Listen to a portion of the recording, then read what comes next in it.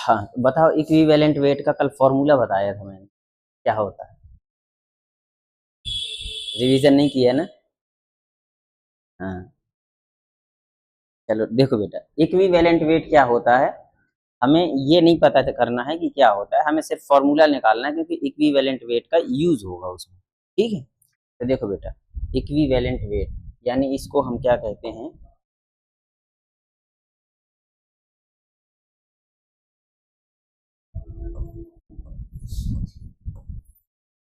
तुल्यांकी भार। ठीक है, कल मैंने फॉर्मूला बताया था ई क्यू बराबर, यानी इक्विवेलेंट वेट बराबर, अगर एटम है तो एटॉमिक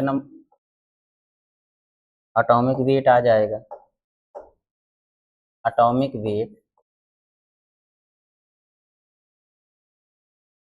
या molecular weight, molecular weight upon N, यही बताया था।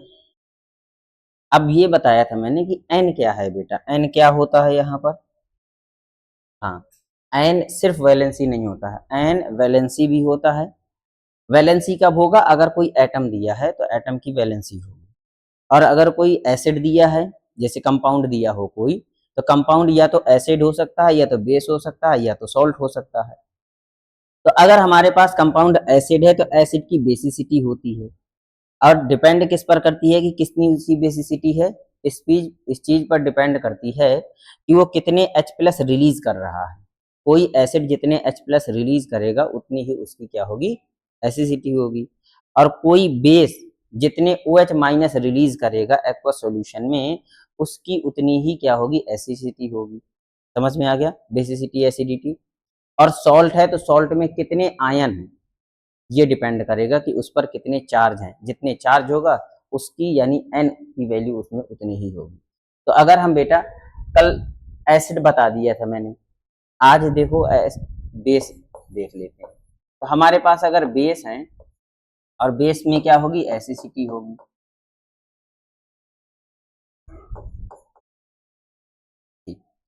तो बेटा अगर हमारे पास बेस है कोई, जैसे NaOH है, अब NaOH ब्रेक डाउन होगा तो क्या बनेगा, Na plus plus OH minus, यानी एक OH इसने रिलीज किया है, तो इसकी जो एसिडिटी होगी कितनी होगी, 1 होगी।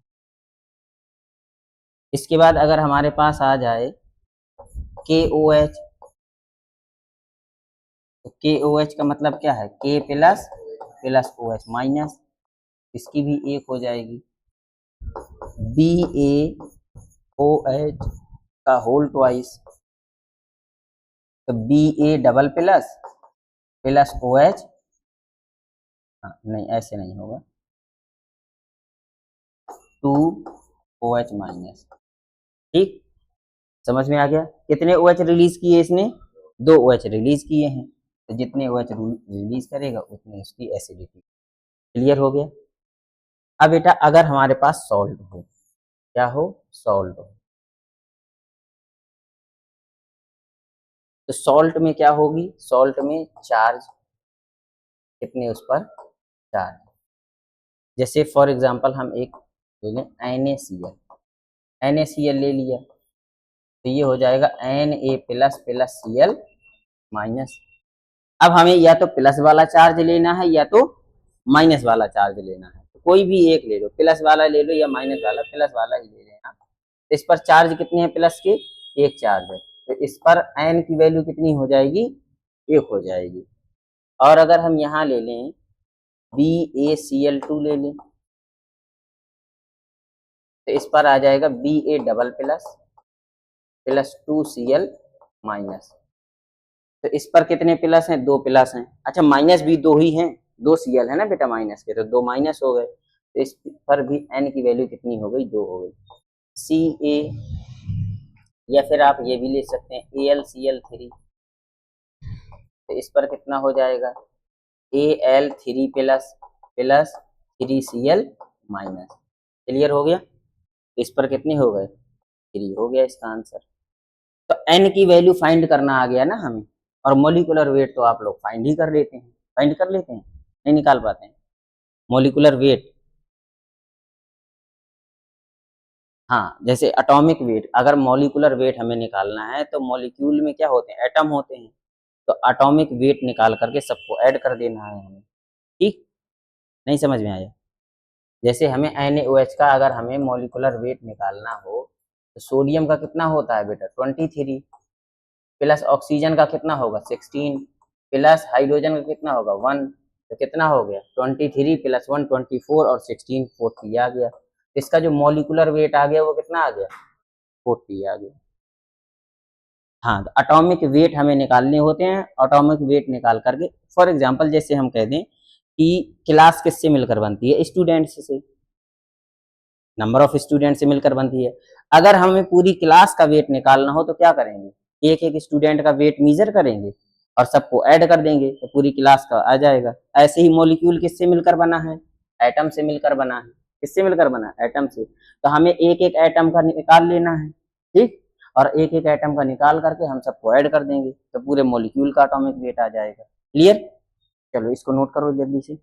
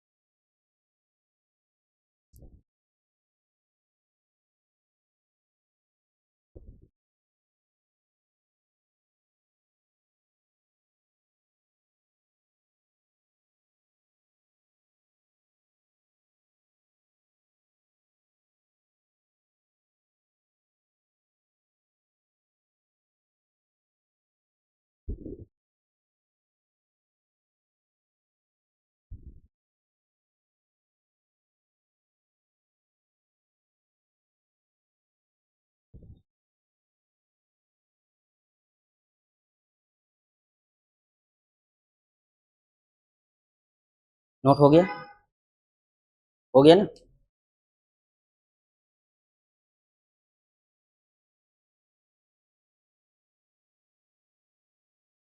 अब बेटा हमें क्या पढ़ना है, अब नॉर्मेलिटी पढ़ना है। ठीक है, नॉर्मेलिटी क्या है, देखो ये भी कंसंट्रेशन फाइंड है या स्ट्रेंथ, सॉल्यूशन की स्ट्रेंथ फाइंड करने की क्या है, एक प्रोसेस है, यानी मेथड है। समझ में आ गया? इसको हमें केमिकल यूनिट्स में फाइंड करना है। किसमें? केमिकल यूनिट्स या रासायनिक यूनिटों में सांद्रता निकालने की क्या है, ये तरीके हैं, मेथड है। नाम अलग अलग दे दिए गए, जैसे नॉर्मेलिटी हो गया, मोलैलिटी हो गया, मोलैरिटी हो गया। ठीक है, समझो पहले इसको एक साथ समझ लो तो थोड़ा सा डिफरेंस समझ में आ जाएगा। जैसे पहले हमने कहा नॉर्मेलिटी,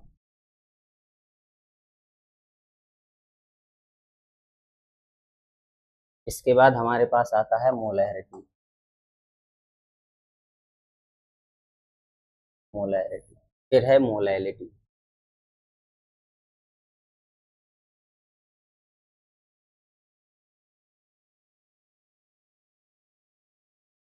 मोलैलिटी बेटा नॉर्मेलिटी क्या है? अगर हमारे पास 1 लीटर सॉल्यूशन है,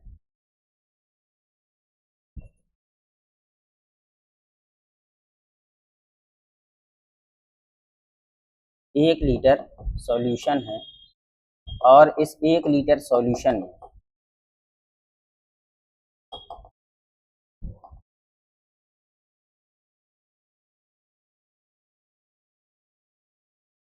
1 लीटर सॉल्यूशन, ठीक।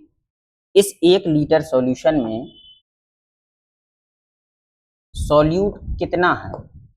सॉल्यूट यानी ग्राम इक्विवेलेंट। ग्राम इक्विवेलेंट कितने gram equivalent solute, number of gram equivalent कितने सॉल्यूट के इसमें डिसॉल्व हैं। तो इसमें क्या घोले गए हैं बेटा? ग्राम इक्विवेलेंट घोले गए हैं, ठीक है, समझ में आ गया। ग्राम इक्विवेलेंट घोले गए हैं, यही ग्राम इक्विवेलेंट होते हैं, यानी तुल्यांकी भार होता है बेटा, क्या होता है? ग्राम इक्विवेलेंट घोले गए। इसके बाद अगर हम ये देखें मोलैरिटी में, कि अगर हमारे पास मोलैरिटी है तो मोलैरिटी किसको कहेंगे? कि हमारे पास 1 लीटर सॉल्यूशन है,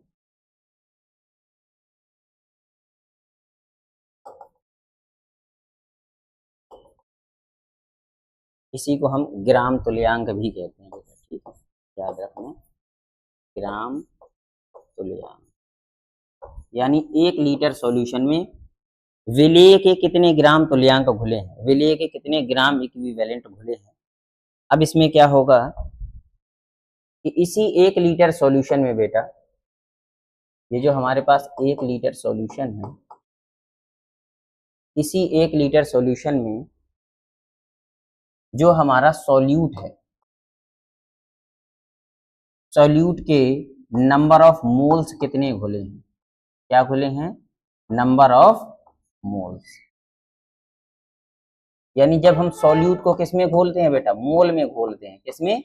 मोल में। मोल क्या है? यूनिट है ना। ग्राम इक्विवेलेंट भी एक यूनिट कह सकते हैं और नंबर ऑफ मोल्स, मोल भी एक यूनिट होती है। तो जब मोल के सॉल्यूट किसके फॉर्म में डिसॉल्व हो, सॉल्यूट अगर मोल के फॉर्म में डिसॉल्व हो 1 लीटर सॉल्यूशन में, तो उसे हम क्या कहते हैं? मोलैरिटी कहते हैं। और जब सॉल्यूट किसके? ग्राम इक्विवेलेंट के फॉर्म में डिसॉल्व हो 1 लीटर सॉल्यूशन में, तो उसे हम क्या कहते हैं? नॉर्मेलिटी कहते हैं। जबकि निकलेगी तो कंसंट्रेशन ही, स्ट्रेंथ ही निकलेगी। जितने ज्यादा मोल घुले होंगे वो उतना ही ज्यादा कंसंट्रेटेड होगा। नहीं समझ में आया? सॉल्यूट बेटा जितना ज्यादा डिसॉल्व होगा सॉल्यूशन में, उसका कंसंट्रेशन या उसकी स्ट्रेंथ उतनी ही ज्यादा होगी। समझ में आ गया? ठीक है। मोलैलिटी क्या है? तो मोलैलिटी बेटा क्या होता है?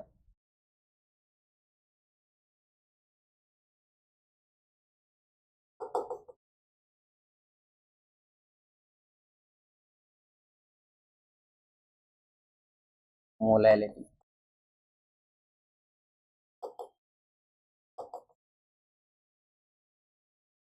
ये हमारे पास सॉल्वेंट का होता है। अगर हमारे पास 1 किलोग्राम सॉल्वेंट है, क्या है?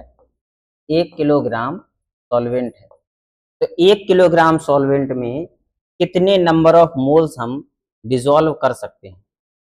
ठीक है, कितने नंबर ऑफ मोल्स सॉल्यूट के, कितने नंबर ऑफ मोल्स डिसॉल्व कर सकते हैं। ठीक है, तो तीनों में डिफरेंस समझ में आ गया बेटा? क्या है डिफरेंस? क्या समझ में आया?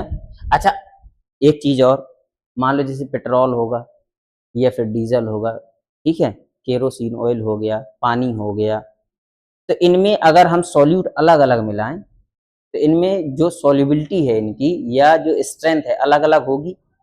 हो सकता है कि आपका पेट्रोल में चीनी ना घुले एक भी, या फिर ज़्यादा घुल सकती है, या फिर नमक ना घुले एक भी, सॉल्ट है ना, तो हो सकता है पेट्रोल में सॉल्ट ना डिजोल्व हो, लेकिन पानी में तो बहुत ज्यादा डिजोल्व हो जाता है।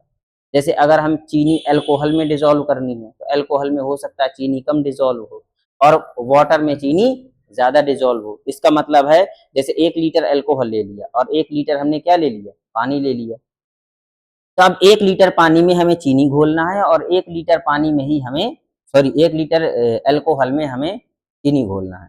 तो हो सकता है अल्कोहल में चीनी कम घोले और पानी में चीनी ज्यादा घोले। तो इसका मतलब क्या हुआ कि पानी की स्ट्रेंथ ज्यादा है घोलने की, जबकि अल्कोहल की स्ट्रेंथ कम है। यही तो हमें निकालने हैं। ये स्ट्रेंथ निकालने के तरीके ही है कि 1 लीटर सॉल्यूशन में कितना ज्यादा सॉल्यूट डिसॉल्व हो सकता है। बस सॉल्यूट के फॉर्मेट अलग अलग हो गए हैं। हाँ बेटा, अब देखो इसमें इसमें क्या लिया है, सॉल्यूशन लिया है बेटा, क्या लिया है, 1 लीटर सॉल्यूशन लिया है, किसमें, मोल नॉर्मेलिटी और मोलैरिटी में। यानी इसको हम क्या कहेंगे बेटा, नॉर्मलता, क्या कहते हैं, नॉर्मलता। इसको हम कहते हैं मोलरता, मोलरता, और इसको कहते हैं मोललता। ठीक है, तो अब समझो बेटा कि अगर हमारे पास 1 लीटर सॉल्यूशन है, ठीक है, और 1 लीटर सॉल्यूशन इसमें भी है, लेकिन अगर 1 लीटर सॉल्यूशन में क्या घुले हो, ग्राम इक्विवेलेंट सॉल्यूट के, सॉल्यूट किस फॉर्म में घुला हो, ग्राम इक्विवेलेंट के फॉर्म में घुला हो, ठीक है, उसकी यूनिट क्या है, ग्राम इक्विवेलेंट। तब हमारी क्या होगी बेटा, इसको हमने नाम दे दिया है नॉर्मेलिटी। ठीक, और इसी 1 लीटर सॉल्यूशन में अगर सॉल्यूट किस फॉर्म में घुला हो, मोल के फॉर्म में घुला हो, तो जब मोल के फॉर्म में डिसॉल्व होगा तो उसे हम क्या कहेंगे, मोलैरिटी। क्लियर है। और अगर यही बेटा, अब एक सॉल्यूशन नहीं लिया है हमने, 1 किलोग्राम क्या लिया है, सॉल्वेंट लिया है, तो 1 किलोग्राम सॉल्वेंट में अगर नंबर ऑफ मोल्स बोले, देखो यहाँ भी नंबर ऑफ मोल्स हैं और यहाँ भी नंबर ऑफ मोल्स हैं, तो जब नंबर ऑफ मोल्स बोले होंगे तब हम उसे क्या कहेंगे, मोलैलिटी कहेंगे। क्या कहेंगे, मोलैलिटी। क्लियर हो गया बेटा। इसको हम कैपिटल एम से रिप्रेजेंट करते हैं, इसको कैपिटल एम से, और इसको स्मॉल एम से रिप्रेजेंट करते हैं।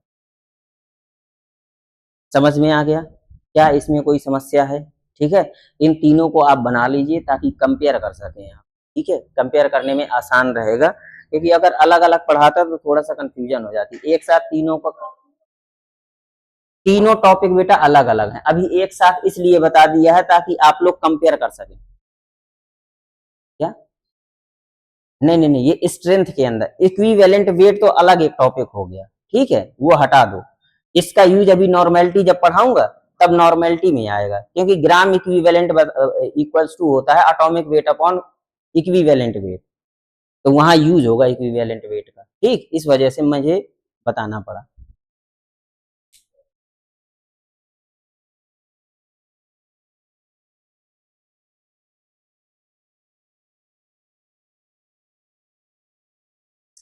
हेडिंग ये मत डालना, ठीक है, ये तो नहीं है, इसके अंदर नहीं है,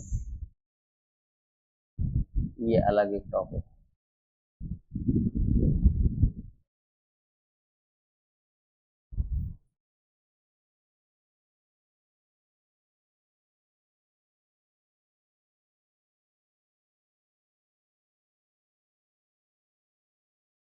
पेपर में कुछ नहीं लिखा है, क्यों, उसकी तबीयत खराब थी ना।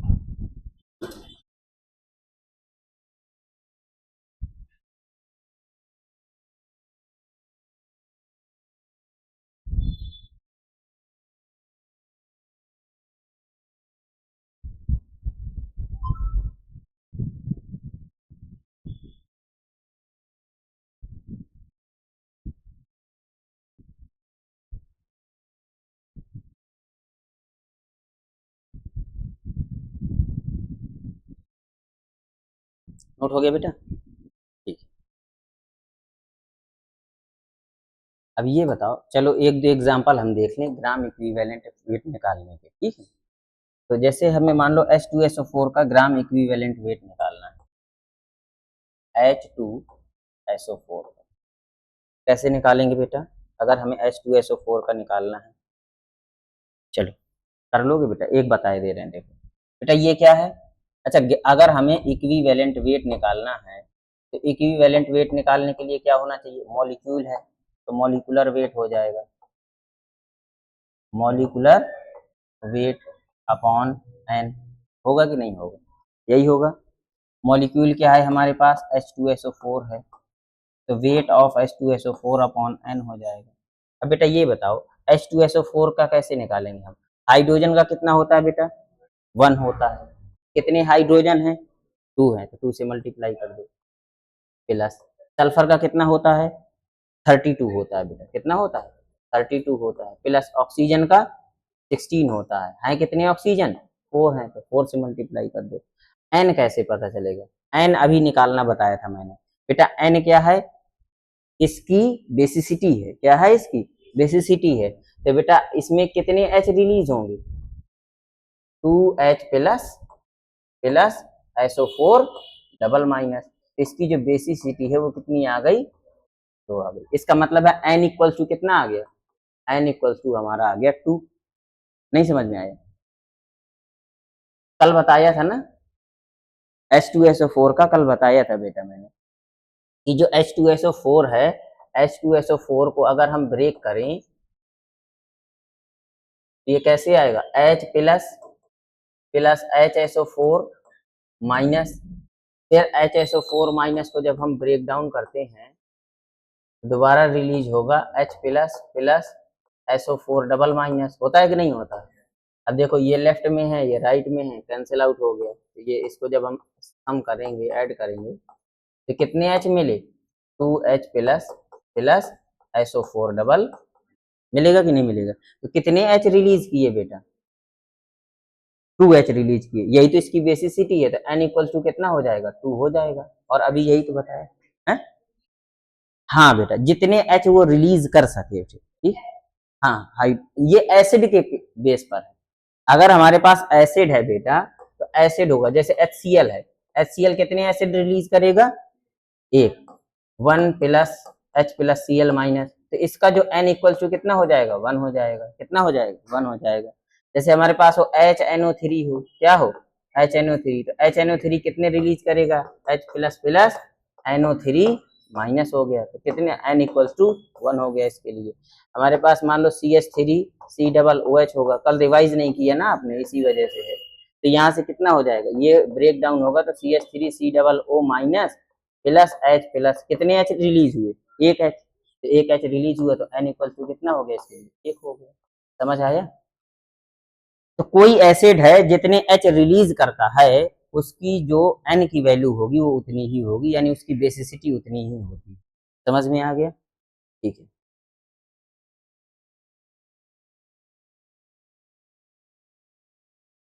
तो अब आप देखें, तो n इक्वल्स टू कितना हो जाएगा बेटा? 2 हो जाएगा। कितना हो जाएगा? n इक्वल्स टू 2 हो गया। तो यहाँ पर हमारे पास आ गया 2 प्लस 32 प्लस 64, 4 से कितना हो जाएगा?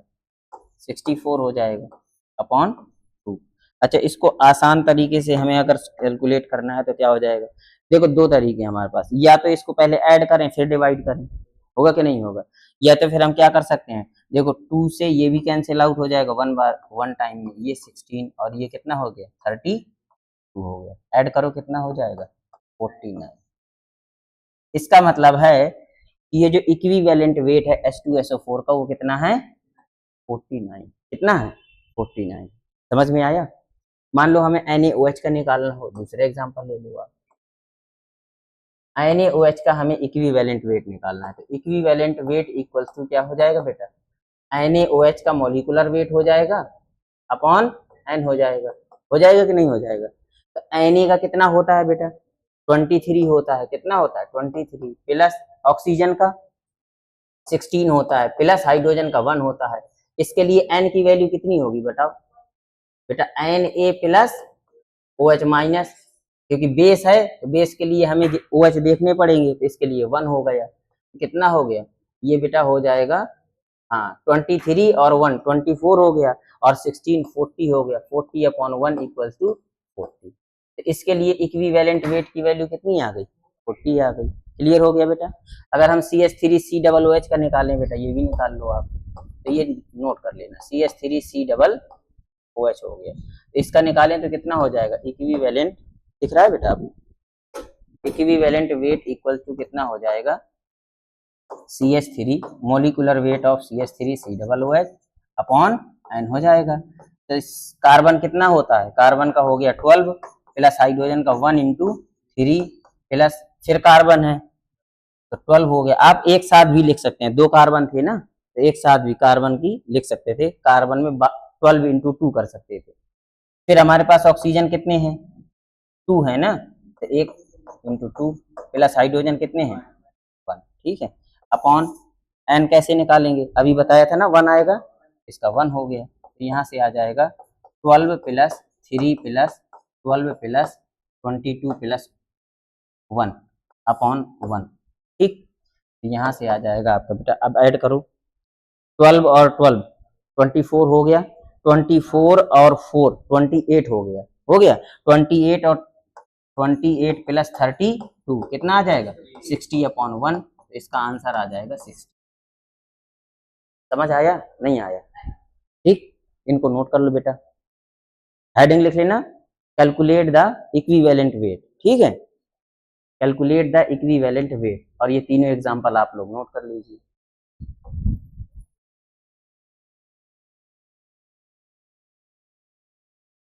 Calculate equivalent weight, calculate equivalent weight. समझ आ रहा है बउआ, क्यों,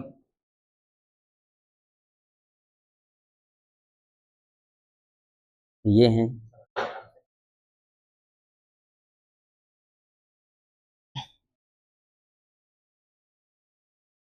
आदित्य, आदर्श। समझ आ रहा है कि नहीं, ठीक है।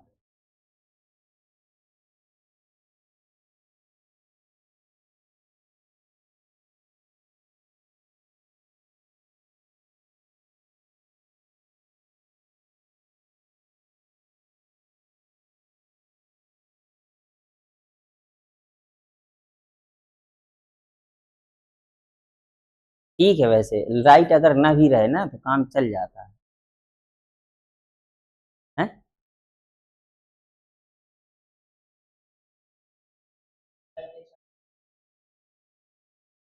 फिर अंधेला हो जाता है ना, फिर कहाँ, अभी थोड़ा उजेला है तो चल जाता है। हाँ और क्या, नहीं ठीक है।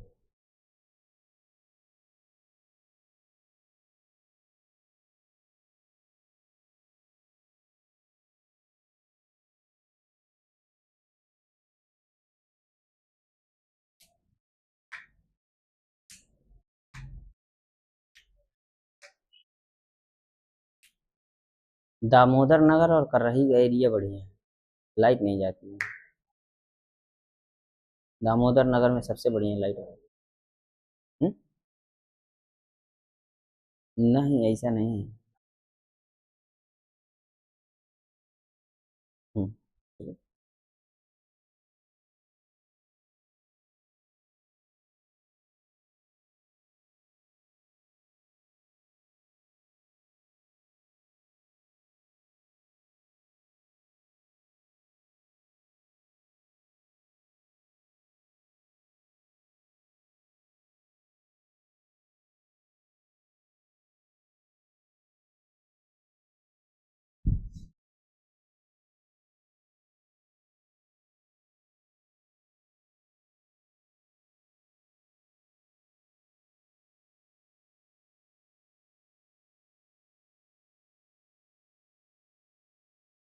नोट हो गया, आगे बढ़ें। अब बेटा देखो ध्यान से, अब हमें पढ़ना है अपना मेन टॉपिक नॉर्मैलिटी। ठीक है, अच्छा नॉर्मैलिटी पढ़ने के लिए ही हमने ये सब किया है, इतना सारा निकाला है। अब नॉर्मेलिटी क्या है, अभी बताया है कि 1 लीटर सॉल्यूशन में कितना ग्राम इक्विवेलेंट सॉल्यूट का डिसॉल्व है। ठीक है, तो क्या है, it is number of gram equivalent of solute dissolve in 1 litre solution. यानी 1 लीटर सॉल्यूशन में number of gram equivalent solute के कितने डिसॉल्व हैं, वो हमारा क्या है बेटा, नॉर्मेलिटी है। क्लियर हो गया? ठीक है, समझ में आ गया। किसी विलयन के 1 लीटर आयतन में उपस्थित विलेय के ग्राम तुल्यांकों की संख्या क्या कहलाती है, हमारी नॉर्मलता कहलाती है। क्लियर है बेटा? अब इसको कैपिटल एन से क्या करते हैं, डिनोट करते हैं। तो ये हो जाएगा capital N equals to number of gram equivalent of solute, ठीक है, अपॉन वॉल्यूम ऑफ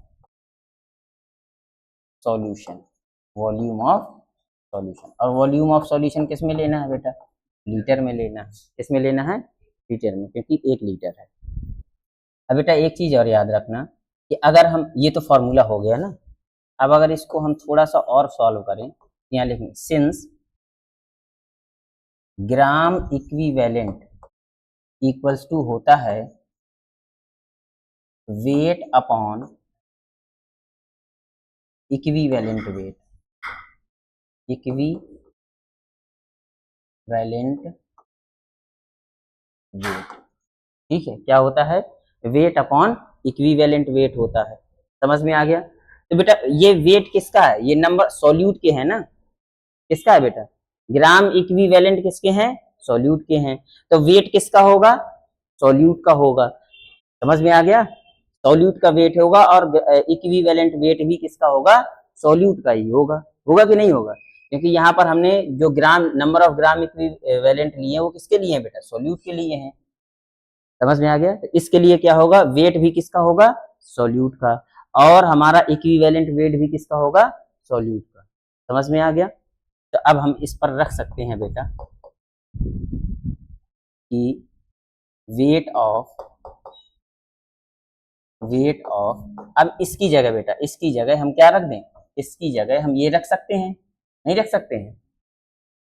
तो वेट ऑफ सॉल्यूट, और वेट हमें किस में लेना है बेटा, ग्राम में लेना है, अपॉन क्या हो जाएगा, अब ये हो जाएगा इक्विवेलेंट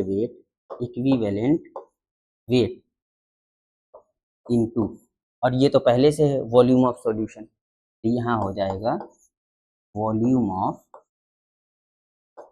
सॉल्यूशन। और वॉल्यूम ऑफ सॉल्यूशन किस में लेना है, लीटर में लेना है। क्लियर हो गया? अब इसको हम आराम से लिख सकते हैं बेटा, देखो ध्यान से, n equals to weight of solute. तो वेट को किससे रिप्रेजेंट करते हैं, W से, और सॉल्यूट का है तो B हो जाएगा, और किस में लेना है, ग्राम में लेना है। क्लियर हो गया?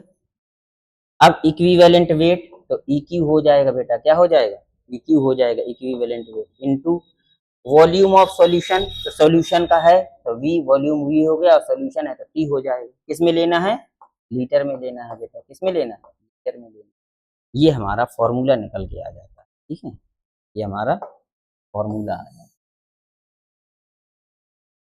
अब इसको हम और भी लिख सकते हैं, अगर हम यहाँ लीटर में ना लेकर के ml में ले लें, किस में ले लें, मिली लीटर में ले लें, तो ये हो जाएगा हमारा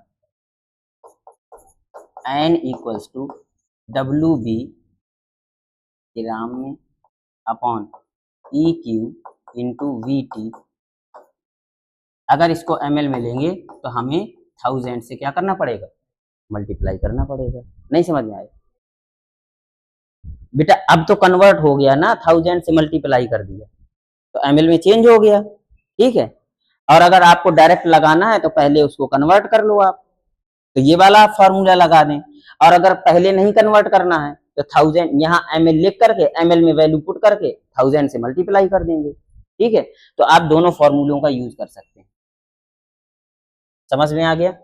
नोट कर लो। तो यहाँ हो सकता है नॉर्मलता बराबर, लिख लोगे, लिखे दे रहे हैं, नोट कर लो बेटा आप, विलेय के ग्राम तुल्यांक बटे विलयन का आयतन। विलयन का आयतन किस में लेना है? लीटर में लेना है। ठीक है, तो n इक्वल्स, अच्छा ये क्या है, यहाँ लिख लेंगे, क्योंकि ग्राम तुल्यांक बराबर क्या होता है? भार बटे तुल्यांकी भार। ठीक है, भार बटे तुल्यांकी भार, बस इसकी वैल्यू हमें यहाँ पुट कर देनी है, आंसर आ जाएगा। ठीक बेटा, समझ में आया? 1 लीटर सॉल्यूशन में कितने ग्राम तुल्यांक हैं? 1 लीटर सॉल्यूशन में कितने ग्राम तुल्यांक हैं, वही हमारी क्या होती है? नॉर्मेलिटी होती है। ग्राम तुल्यांक बराबर होता है भार बटे तुल्यांकी भार। भार किसका? क्योंकि विलेय है, तो विलेय का भार बटे विलेय का तुल्यांकी भार हो जाएगा। क्या हो जाएगा? विलेय का भार बटे विलेय का तुल्यांकी भार। तो यहाँ पर आपका आ जाएगा विलेय का भार n इक्वल टू बराबर विलेय का भार। ठीक है, विलेय का भार किस में लेना है? ग्राम में, बटे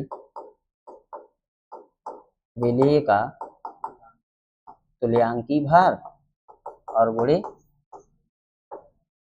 विलयन का आयतन। अब विलयन का आयतन किस में लेना है? लीटर में। ठीक, ये हो जाएगा। आ गया समझ में? नोट कर लो।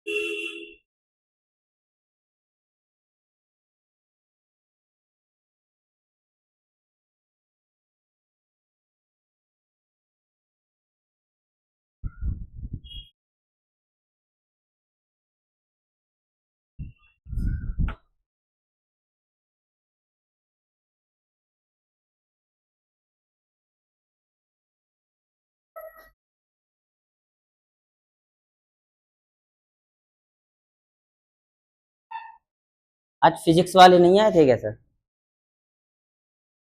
अच्छा, बारिश हो गई थी, सही कह।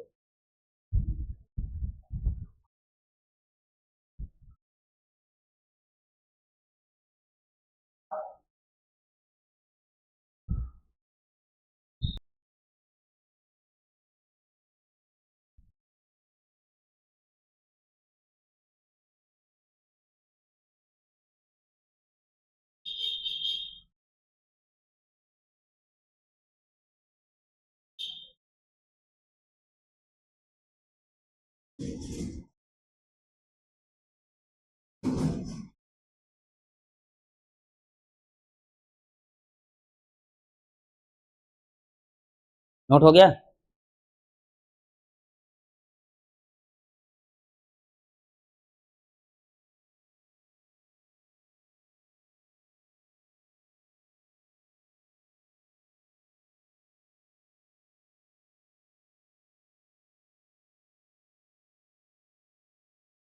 देखो क्वेश्चन क्या है बेटा, समझो इसको। क्वेश्चन कह रहा है 110, इसको छोड़ दो अभी, तो इसको बता दें, आ जाएगा, आसान है। इसमें हमें नॉर्मेलिटी और मोलैरिटी में पहले वो बताना पड़ेगा रिलेशन। ये वाला लगाओ, ये आसान है। ठीक है, सबसे पहले इसको लगाओ। बेटा कह रहा है 80 gram of NaOH is dissolved in water and the solution is made up of 500 ml। यानी 500 ml हमने क्या बनाया है? सॉल्यूशन बनाया है। 80 ग्राम NaOH डिजोल्व है। ठीक है, calculate the normality of solution. हमें क्या फाइंड आउट करना है? नॉर्मेलिटी कैलकुलेट करना है। कैसे कैलकुलेट करेंगे? तो सबसे पहले जो गिवन है हम उसको नोट करेंगे। तो WB दिया है बेटा, WB कितना है? कितना गिवन है बेटा? 80 ग्राम है। ठीक है, और क्या है? NaOH है। क्या है? NaOH, यही है ना। इसके बाद बेटा क्या है? VT गिवन है। VT कितना गिवन है? 500 ml। क्लियर हो गया? और हमें ml में नहीं चाहिए बेटा, नॉर्मेलिटी क्या है? 1 लीटर में डिजोल्व है, तो हमें इसको लीटर में चेंज करना पड़ेगा। लीटर में चेंज करने के लिए क्या बताया था बेटा, 1000 से इसको क्या कर दो, डिवाइड कर दो, तो ये लीटर में चेंज हो जाएगा। तो ये हो जाएगा 1/2 लीटर। समझ में आ गया। अब आगे देखो क्या हो जाएगा बेटा। अब हमें क्या चाहिए, हमें नॉर्मेलिटी फाइंड आउट करनी है। तो नॉर्मेलिटी इक्वल्स टू क्या होता है, नॉर्मेलिटी इक्वल्स टू अभी हमने फॉर्मूला बताया है, WB in grams upon EQ into VT in litres. हो गया बेटा, यही है फॉर्मूला हमारा। अब बेटा अगर हमें EQ चाहिए तो क्या हमारे पास EQ है, EQ तो हमारे पास नहीं है, और EQ अभी फाइंड आउट करना मैंने बताया है, बताया कि नहीं बताया है। EQ कैसे EQ किसका फाइंड आउट करना है, सॉल्यूट का बेटा, फाइंड आउट करना है कि नहीं करना है। तो EQ इक्वल टू क्या हो जाएगा, NaOH अपॉन N, यानी molecular weight of NaOH upon N हो जाएगा। अब फाइंड आउट करो कितना हो जाएगा, 23 + 16 + 1 अपॉन 1, तो ये आ जाएगा 40। कितना आ गया हमारे पास EQ, 40। अब वैल्यू पुट कर दो और आंसर आ जाएगा। ये देखो नॉर्मेलिटी इक्वल्स टू क्या है बेटा, नॉर्मेलिटी इक्वल्स टू है हमारे पास WB कितना गिवन है, 80 ग्राम, कितना है 80 ग्राम अपॉन EQ कितना गिवन है, अभी फाइंड आउट किया 40, और VT कितना है 1/2 है बेटा, कितना है 1/2 है। हो गया।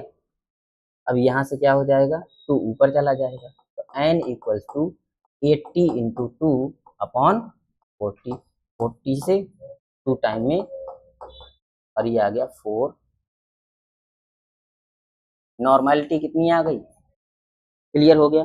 यूनिट क्या होगी नॉर्मेलिटी की, अगर हम यूनिट देखें तो यूनिट क्या होगी बेटा, नॉर्मेलिटी की अभी फॉर्मूला बताया था, ग्राम इक्विवेलेंट अपॉन, ग्राम इक्विवेलेंट अपॉन लीटर। नहीं समझ में आया, क्योंकि ग्राम, 1 लीटर सॉल्यूशन में कितने ग्राम इक्विवेलेंट हैं, वही तो है। तो बेटा यूनिट हो जाएगी gram, gram equivalent, gram equivalent upon, ठीक, ये यूनिट हो जाएगी इसकी। नहीं समझ में आया, कैसे, नहीं नहीं नहीं, ग्राम, ग्राम इक्विवेलेंट अपॉन लीटर होगा पूरा, ये एक ही है बेटा, ये ग्राम इक्विवेलेंट एक ही है, ठीक है, ये एक है, ये हो गया। तो या तो फिर आप ये लिख सकते हैं कि N equals to gram equivalent upon litre, ठीक है, कितना हो जाएगा 4 है, 4 ग्राम इक्विवेलेंट अपॉन, क्लियर हो गया। हाँ, यस बेटा, अभी नहीं, अगर हमें 1/2 में किया है तो ये तो लीटर में हमने कन्वर्ट कर लिया है, अगर हम 1000 से करेंगे तो फिर इसको सीधा 500 ml ही रखना पड़ेगा। नहीं समझ में आया, तो बेटा ऊपर हो जाएगा यहाँ मल्टीप्लाई में 1000,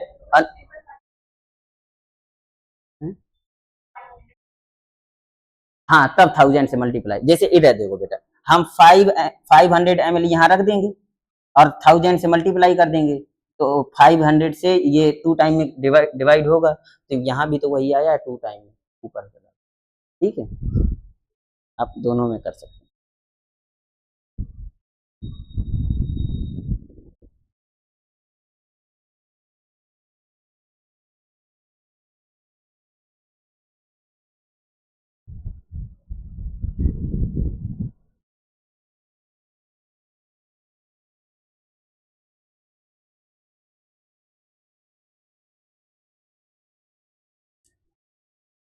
क्वेश्चन समझ में आया,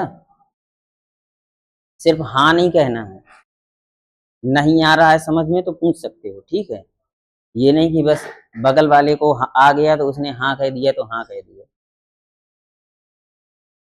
अब दोस्तों के सामने शर्माओगे तो क्या फायदा, ठीक है। तो पढ़ना है, आराम से पढ़ो, कोई भी डाउट हो पूछ सकते हो,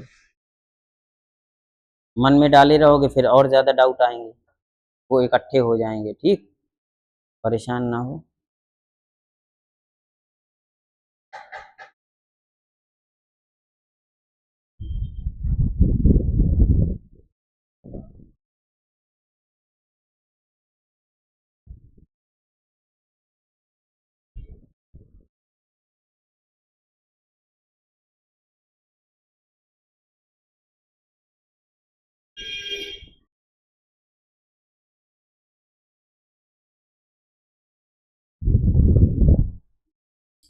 या फिर आप समझ में आ गया ना, इसका मतलब है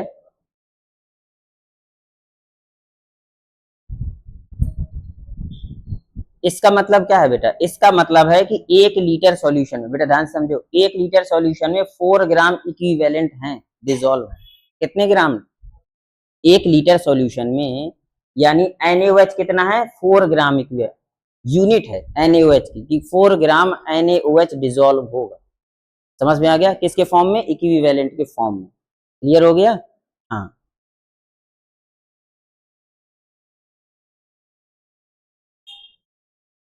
ठीक है। क्या?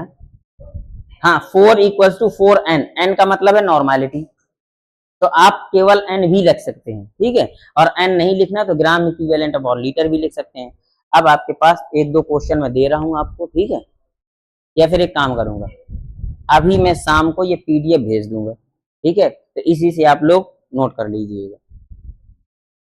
तो 2-3 क्वेश्चन है, ये देखो, 4 नंबर का है, 4 और 5 और 6, ये आपको लगा के लाने हैं, ठीक है, 4, 5 और 6, ठीक है।